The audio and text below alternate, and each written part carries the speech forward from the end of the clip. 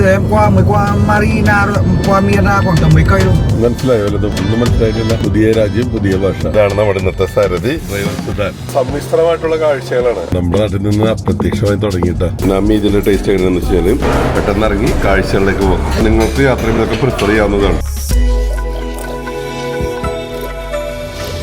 എല്ലാ മാന്യപ്രേക്ഷകർക്കും എൻ്റെ പുതിയ വീഡിയോയിലേക്ക് സ്വാഗതം. ഞാൻ ഹാരിസ് സമീർ അലി. നമ്മൾ ഫുക്കോക്കിൽ നിന്നുള്ള വീഡിയോ ആണ് കാണുന്നത്. ഫുക്കറ്റല്ലട്ട, ഫുക്കോക്ക്. നമ്മൾ താമസിക്കുന്ന ഹോട്ടലിലെ റൂമിൽ നിന്ന് ബാൽക്കണിയിലൂടെ പുറത്തേക്ക് നോക്കുമ്പോൾ കാണുന്ന കാഴ്ച കേട്ടോ. ഇപ്പൊ രാവിലെ എഴുന്നേറ്റപ്പോൾ ഇന്നലെ രാത്രി അതിന്റെ പേരിൽ തന്നെ കടലിന്റെ ശബ്ദം മാത്രമേ കേൾക്കുന്നുണ്ടായിരുന്നുള്ളൂ. അപ്പോൾ രാവിലെ എഴുന്നേറ്റ് ഇങ്ങനെ നോക്കുമ്പോൾ അതേ കാണുന്ന കാഴ്ചയാണിത്. കടൽ കാഴ്ചകൾ ഒരു രക്ഷയില്ല. ഈ സാധാരണ ഇപ്പൊ നമ്മൾ തായ്ലൻഡ്, മലേഷ്യ സൈഡിലൊക്കെ വരുമ്പോഴും സൈലന്റ് ആയിട്ടുള്ള കടല കാണാമെങ്കിൽ ഇവിടെ ഇപ്പൊ ഫുക്കോക്കിൽ കാണുന്നത് നല്ല ആർത്തലയ്ക്കുന്ന തിരമാലകളുള്ള കടലാണ് കാണുന്നത്. ആ തിരമാലകളുടെ ശബ്ദം ബാക്കിൽ കേൾക്കാൻ സാധിക്കും. പിന്നെ നോക്കുമ്പോൾ നല്ല ക്ലൈമറ്റ് ആണ്. അപ്പൊ ഐലൻഡ് ടൂർ ആണ് പ്ലാൻ ചെയ്തിരിക്കുന്നത്. അപ്പൊ ഫുക്കോക്കിലെ ഐലൻഡ് കാഴ്ചകൾ എന്തൊക്കെയാണ് നോക്കുക. ഫുക്കോക്ക് എന്ന് പറഞ്ഞ ഐലൻഡ് ആണ്.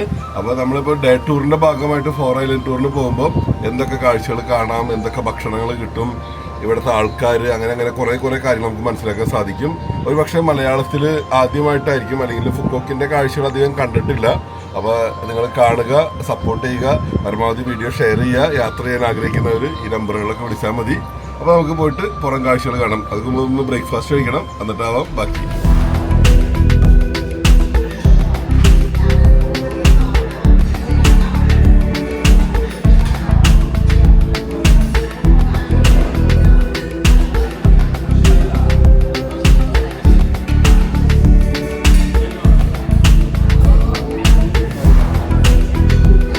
ബ്രേക്ക്ഫാസ്റ്റിന് വന്നപ്പോൾ ഇതാ കണ്ടില്ലേ, ഇതൊക്കെയാണ് പ്രധാനമായിട്ടുള്ള ഐറ്റംസ്. വിയറ്റ്നാമീസ് സോസേജും അതുപോലെ വെജിറ്റബിൾസും ഫ്രൂട്ട്സ് എല്ലാം കട്ട് ചെയ്ത് വെച്ചിട്ടുണ്ട്. ഡിഫറെൻ്റ് ആയിട്ടുള്ള ഒരുപാട് സോസുകൾ വെച്ചിട്ടുണ്ട്. ആദ്യം തന്നെ വെച്ചിരിക്കുന്നത് ഫ്രൈഡ് ഫിഷ് ആട്ടോ. KFC പോലെ ഫിഷ് ഫ്രൈ ചെയ്തേക്കുന്നത്. അതുപോലെ തന്നെ ഡിഫറെൻ്റ് ആയിട്ടുള്ള സോസേജുകൾ കാണാൻ സാധിക്കും. അപ്പോൾ ഇത് സോസേജ് ഉണ്ട്, അതുപോലെ തന്നെ മധുരക്കിഴങ്ങ് പുഴുങ്ങിയത്, ഫ്രൈഡ് റൈസ്, വെജിറ്റബിൾസ്, നൂഡിൽസ്, പിന്നെ ഇത് കോൺ, പിന്നെ വരുമ്പോൾ വിയറ്റ്നാമീസ് സ്റ്റൈലിൽ ബീഫ് സ്റ്റൂ ആണ് ഈ കാണുന്നത്. അപ്പോൾ തന്നെ ഇത് ചിക്കൻ വിങ്സ് കുക്ക് ചെയ്തേക്കണതുണ്ട്. അതുപോലെ തന്നെ ഇത് പോർക്ക് ഐറ്റംസ് ഉണ്ട്. പിന്നെ ഇത് വേറെ നമ്മുടെ ഇടിയപ്പം പോലത്തെ മറ്റൊരു ഐറ്റം, പിന്നെ ഫ്രൈഡ് റൈസ് വീണ്ടും, പിന്നെ ഇത് സൂപ്പും, വിയറ്റ്നാമീസ് സൂപ്പും, പിന്നെ പലതരത്തിലുള്ള ജ്യൂസുകൾ സംഭവങ്ങളൊക്കെ ഉണ്ട്. ലോകത്തിൻ്റെ വ്യത്യസ്ത ഭാഗങ്ങളിൽ നിന്നുള്ള ആൾക്കാരുകളൊക്കെ ഇതൊക്കെ ആസ്വദിച്ച് ഭക്ഷണം കഴിക്കുന്നത് കാണാം. പ്രത്യേകിച്ച് സൂപ്പ് ലവേഴ്സിനൊക്കെ അപ്പുറത്ത് സ്പെഷ്യൽ കൗണ്ടറുകളുണ്ട് സൂപ്പിന് വേണ്ടിയിട്ടൊക്കെ മാത്രമായിട്ട്. ഞാൻ എടുത്തേക്കുന്നത് idiyappam, fish fry, beef stew, അതുപോലെ മധുരക്കിഴങ്ങ് പുഴുങ്ങിയത്, കട്ടൻ ചായ. നമുക്കത് മതിയില്ല. ഏതാണ്ട് നമ്മുടെ ഭക്ഷണങ്ങളൊക്കെ ആയിട്ട് ചേർന്ന് പൊക്കോളും. പിന്നെ ഒരു ഓംലേറ്റും പറഞ്ഞിട്ടുണ്ട്. അപ്പോൾ എന്ന് വെച്ചാൽ ഇടിയപ്പത്തിൻ്റെ സ്റ്റൈലായിട്ടാണ് കാണേണ്ടത്. നമ്മൾ ഇടിയപ്പം വട്ടത്തിലാണെങ്കിൽ ഇടിയപ്പം ഇവിടെ നീളത്തിലാണ് കിടക്കുന്നത്. കണ്ടോ ഇനിയിപ്പോൾ നമ്മുടെ നാട്ടിൽ ഇത്തരത്തിലൊന്ന് പരീക്ഷിക്കാവുന്നതാണ്. കണ്ട ഇടിയപ്പം നീളത്തിൽ കണ്ട. ഓക്കെ, അപ്പോൾ ഇനി കഴിച്ചിട്ട് എൻ്റെ രുചിയൊക്കെ പറഞ്ഞുതരാം. വിയറ്റ്നാമി ഇതിൻ്റെ ടേസ്റ്റ് എങ്ങനെയാണെന്ന് വെച്ചാൽ ആദ്യം സ്റ്റൂ കഴിക്കാം. കുറേ വെജിറ്റബിൾസൊക്കെ ഉണ്ട് കേട്ടോ. അപ്പോൾ നമ്മളെ സംബന്ധിച്ചോളം ഒന്ന് ഇങ്ങനെ പ്ലേറ്റ് നിറച്ച് കാണിച്ചാലാണ് വീഡിയോയിൽ കാണാൻ രസം ഉണ്ടാവുള്ളൂ. കുറേ ഇലകളൊക്കെ എടുത്തിട്ട് നിങ്ങൾക്ക് ആർക്കും ഇഷ്ടാവില്ലല്ലോ. അപ്പോൾ തിന്നുമ്പോൾ വയറിറച്ചി തിന്നാ വലിയ രീതിയിൽ കഴിക്കാം. വിയറ്റ്നാമി ബീഫ് സ്റ്റൂവിൻ്റെ രുചി എന്താണെന്ന് നോക്കട്ടെ. നമ്മുടെ ബീഫ് സ്റ്റൂ പോലെയല്ല, നല്ല മധുരിപ്പാണ്. പക്ഷെ ബീഫിന് മധുരം വന്നു കഴിഞ്ഞാൽ എല്ലാവർക്കും ഇഷ്ടമാണെന്ന് അറിയില്ല. പക്ഷെ എനിക്ക് ഓക്കെ, ഞാൻ യാത്രയിലൊക്കെ പലപ്പോഴും കഴിച്ചിരുത്തി എൻ്റെ പേരിൽ. അപ്പം മധുരിപ്പുള്ള ബീഫാണ് കേട്ടോ. പിന്നെ ബാക്കി എന്ന് വെച്ചാൽ എനിക്ക് ഇൻട്രസ്റ്റിംഗ് ആയിട്ട് തോന്നിയത് ചിക്കൻ വിങ്സ് ഉണ്ടല്ലോ. ചിക്കൻ വിങ്സ് ഫിഷ് സോസിൽ കുക്ക് ചെയ്തേക്കണതാണ് കേട്ടോ. നമ്മുടെ ഓക്കെ, താങ്ക് യു. നമ്മുടെ ഓംലേറ്റ് എത്തിക്കഴിഞ്ഞു. ചിക്കൻ വിങ്സ് ഫിഷ് സോസിൽ കുക്ക് ചെയ്തേക്കുന്നത്. ഞാൻ വന്നപ്പോൾ തന്നെ ആദ്യം ഒരു ഹോട്ടലിൽ നിന്ന് കഴിച്ചപ്പോൾ എനിക്കത് ഭയങ്കരമായിട്ട് ഇൻട്രസ്റ്റിംഗ് ആയിട്ട് തോന്നി. അന്നേരം എൻ്റെ കയ്യിൽ ക്യാമറ ഉണ്ടായില്ല. എവിടെ എങ്ങനെ ഉണ്ടെന്ന് നോക്കട്ടെ.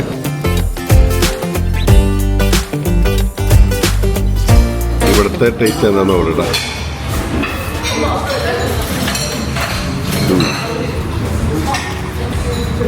ഒന്നും പറയാനില്ല. നമ്മുടെ മലയാളികൾക്കൊക്കെ ഇഷ്ടമാണ്. നമ്മൾ ഓരോ യാത്രയിലും കാണുന്ന ഇത്തരം കാഴ്ചകളെ കാണിച്ചിരുമ്പോഴും ഐറ്റംസ് പറയുമ്പോൾ നിങ്ങൾക്ക് യാത്ര ചെയ്യുന്നതൊക്കെ പ്രിഫർ ചെയ്യാവുന്നതാണ്. ഒരു മടിയും കൂടാതെ എടുത്ത് കഴിക്കാൻ പറ്റും. ഓരോ നാട്ടിലെ ആൾക്കാരുടെയും നാവിൻ്റെ രുചികൾ വ്യത്യസ്തമാണല്ലോ.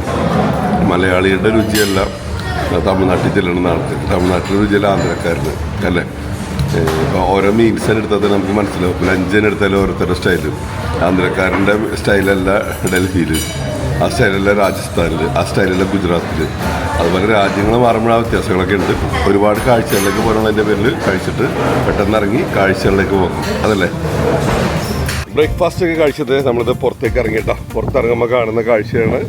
നമുക്ക് പോകാനുള്ള വണ്ടി ഇവിടെ റെഡിയാണ്. ഇതാണ് നമ്മുടെ ഹോട്ടൽ. ഇന്നലെ നമ്മൾ കഴിഞ്ഞ എപ്പിസോഡിൽ നമ്മൾ കാണിച്ചിരുന്നു. ഓക്കെ, അപ്പോൾ ഇതിൽ താഴെ വണ്ടി റെഡിയാണ്. ഇനി നമുക്കിതിൽ കയറി നമ്മുടെ ഇന്നത്തെ ടൂറുകൾ എൻജോയ് ചെയ്യാൻ പോകാം. വണ്ടി കയറി യാത്ര തുടങ്ങിയിട്ടാ.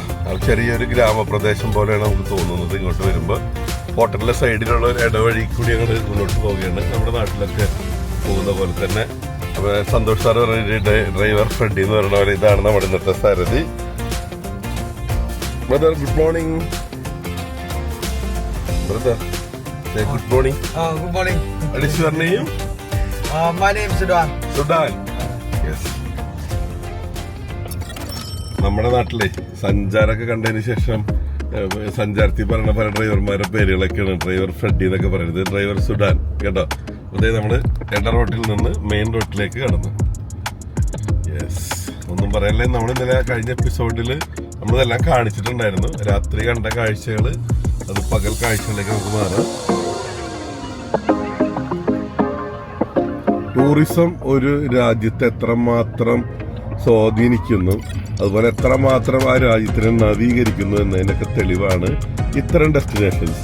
അതിനൊരു ഉദാഹരണമാണ് തായ്ലൻഡിലെ പട്ടായയും ബാങ്കോക്ക് എല്ലാം തന്നെ. അതുപോലെ തന്നെ ഓരോ രാജ്യങ്ങളും. പക്ഷേ ഇവിടെ നമ്മുടെ ഒരു പ്രത്യേക ഐലൻഡ് ടൂറിസത്തിലൂടെ എത്രമാത്രം മുന്നേറിക്കൊണ്ടിരിക്കുന്നു എന്നതിനാണ് തെളിവാണ് ഈ കാണുന്നത്. വരും ഒരു എപ്പിസോഡുകളിൽ നമുക്കത് കൂടുതൽ അടുത്തറിയാൻ സാധിക്കും. എനിക്കിവിടെ ഇഷ്ടമായത് നല്ല നല്ല ഷോപ്പിംഗ് മാളുകൾ.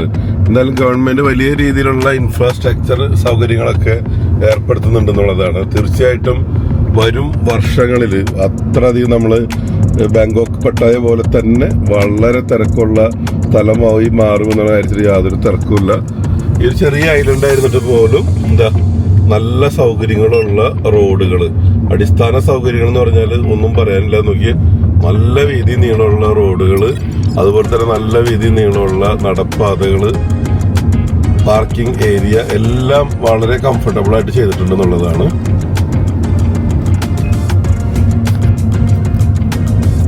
വഴിയിലുടനീളം മസാജ് സെന്ററുകൾ, അതുപോലെ ബൈക്ക് റെന്റിന് കൊടുക്കുന്ന സ്ഥലങ്ങൾ, അങ്ങനെ കുറേ സംഭവങ്ങൾ കാണാനുണ്ട്. ശരിക്കും പറഞ്ഞാലേ നമ്മൾ നമ്മുടെ നാട്ടിലെ കടലും കടൽ തീരങ്ങളൊന്നും ശരിയായ രീതിയിൽ ഉപയോഗിക്കുന്നില്ല. ആകെ ഉപയോഗിക്കുന്നുണ്ട് മീൻ പിടിക്കാനായിട്ട്. അതൊക്കെയാണ് അത് കാര്യത്തിൽ നമ്മൾ ഉഷാറാണ്. പക്ഷേ പിന്നെ ഒരു കാര്യത്തിനും ഇല്ല എന്നുള്ളതാണ് കേട്ടോ. വലിയ വലിയ കൺസ്ട്രക്ഷൻസ് അടങ്ങി നോക്കി ക്യാമറ അങ്ങോട്ട് തിരിക്കുമ്പോൾ നമുക്ക് കാണാം വലിയ രീതിയിലുള്ള കൺസ്ട്രക്ഷൻസ് ഒക്കെ, വലിയ വലിയ കൂറ്റൻ ബിൽഡിങ്ങുകളൊക്കെ വരുന്നുണ്ട്. നമ്മളിപ്പോൾ എന്താ പറയുക, ഒരു ബീച്ചൊക്കെ കാണാൻ പോയി കഴിഞ്ഞാൽ ഒരു നല്ല രീതിയിലുള്ള ഒരു പാർക്കിംഗ് സൗകര്യങ്ങളോ നല്ല ഭക്ഷണങ്ങൾ കിട്ടുന്ന നല്ല സ്റ്റാൻഡേർഡുള്ള കടകളോ കാര്യങ്ങൾ ഇല്ല എന്നല്ല, കുറേയൊക്കെ ഉണ്ട്. പക്ഷെ നമ്മൾ ഇവിടെ നിന്ന് എത്തിയാൽ പോരാ എന്ന് എനിക്ക് എപ്പോഴും തോന്നാറുണ്ട്. നമ്മുടെ അത്രയും ഇതില്ലാത്ത രാജ്യങ്ങളിലേക്കൊക്കെ ചെല്ലുമ്പോൾ അവിടെ എന്തൊക്കെ സൗകര്യങ്ങളാണ്. ഇവിടെ ഇലക്ട്രിക് പോസ്റ്റുകളിലുള്ള വർക്കുകൾ, പോസ്റ്റുകൾ സ്ഥാപിക്കൽ എല്ലാം വളരെ അഡ്വാൻസ്ഡ് ആണ് കേട്ടോ. ഒന്നും പറയാനില്ല.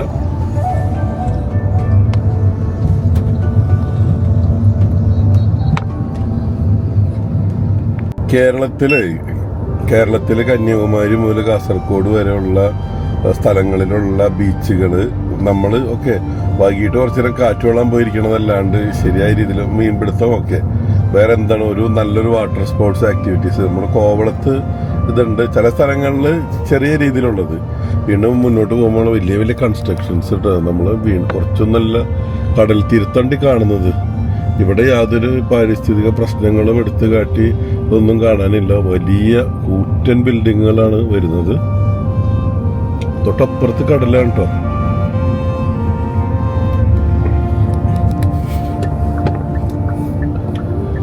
ഇവിടങ്ങളിൽ കാടായാലും കടലായിരുന്നാലൊക്കെ വലിയ രീതിയിൽ ഡെവലപ്പ് ചെയ്ത് കൊണ്ടുവരുന്ന കാഴ്ച. എന്നാൽ ഭൂപ്രകൃതിയാണ് ശരിക്കും നമ്മുടെ നാട് പോലെ തന്നെ. ഇപ്പൊ ഈ കാണുന്ന കൺസ്ട്രക്ഷൻ നോക്കിയാൽ കടലിനോട് ചേർന്ന് തന്നെയാണ് കേട്ടോ. കടലിനോട് ചേർന്ന് തന്നെ. വിദേശ രാജ്യങ്ങളിലൊന്നും ഇത്തരത്തിൽ യാതൊരു പ്രശ്നങ്ങളും നമ്മൾ കാണാറില്ല, പ്രത്യേകിച്ച് ഗൾഫ് രാജ്യങ്ങളിലൊക്കെ. നമ്മുടെ നാട്ടിലേക്ക് വരുമ്പോൾ ഒരുപാട് നിയമങ്ങളും നൂലാമാലകളും, അതിനെക്കുറിച്ച് ആധികാരികമായിട്ട് സംസാരിക്കാനായിട്ട് ഞാൻ ആളല്ല, എനിക്ക് അതിനെ കുറിച്ചിട്ട് അറിയില്ല. പക്ഷെ നമ്മുടെ ചിന്തകളാണത്. ഇപ്പൊ ഈ തെങ്ങുകളെല്ലാം തന്നെ വെച്ച് പിടിപ്പിച്ചേക്കണമെന്നുണ്ട്. ആ കൺസ്ട്രക്ഷന്റെ ഭാഗമായിട്ട് മിക്കവാറും അതൊരു കൂറ്റൻ ഹോട്ടലായിരിക്കണം. അതിന്റെ ഭാഗമായിട്ടുള്ള ലാൻഡ്സ്കേപ്പിംഗ് പ്രവർത്തനങ്ങളൊക്കെയാണ് നടക്കുന്നത്. ബീച്ച് ഫ്രണ്ട് ആയിട്ടുള്ള ഒരു പുതിയ കൺസ്ട്രക്ഷൻ.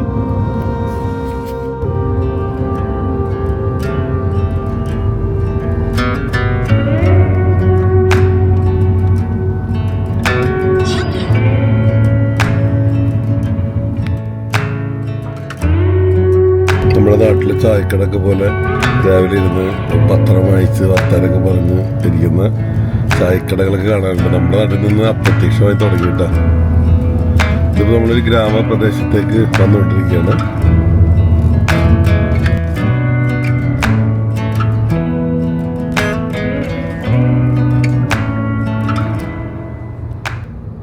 നമ്മുടെ വണ്ടി ഇങ്ങനെ പോയിക്കൊണ്ടിരിക്കുകയാണ് കേട്ടോ, ഒരു രക്ഷയില്ല. 50 കിലോമീറ്റർ നീളം, 25 കിലോമീറ്റർ വീതി ഉണ്ടെന്നാണ് അറിയപ്പെടുന്നത്. അപ്പൊ വിയറ്റ്നാമിന്റെ തന്നെ പേൾ, അതായത് വിയറ്റ്നാമിന്റെ മുത്ത് ഭാഷ കേട്ടോ, വിയറ്റ്നാമി ഭാഷയിൽ സംസാരിക്കണത്.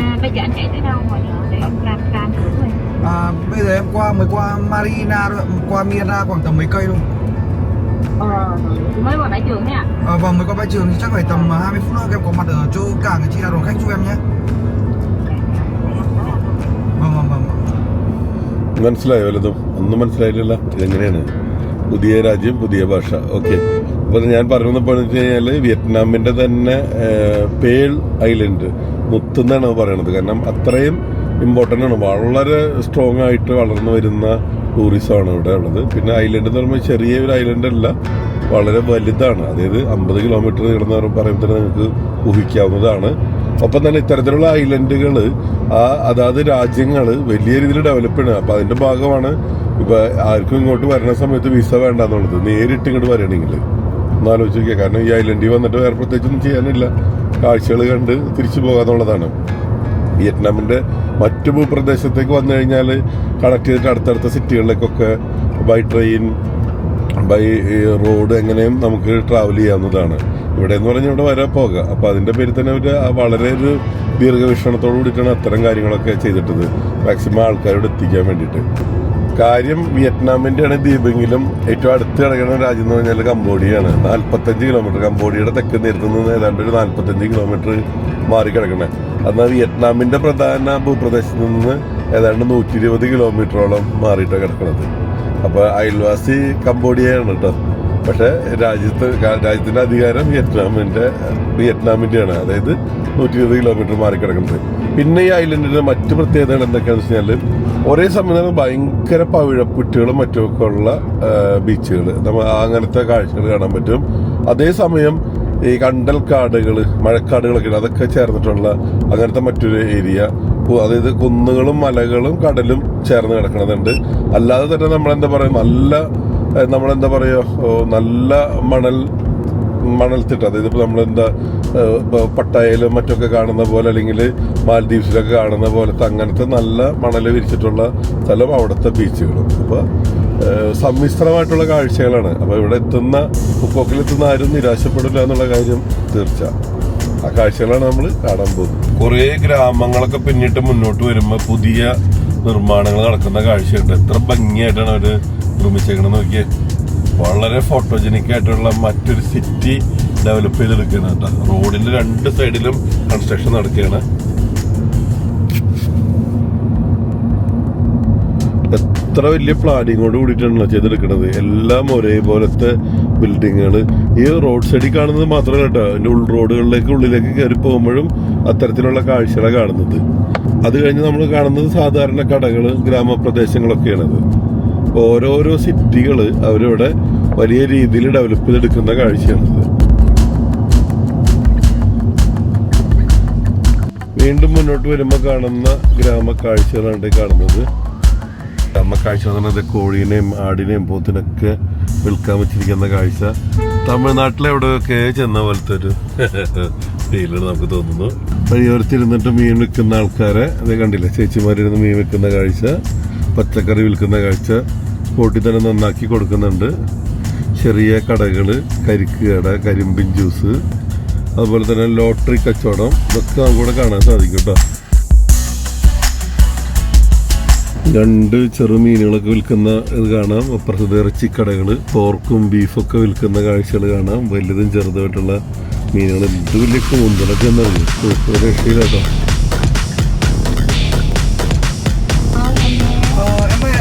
Anh cho gần đến.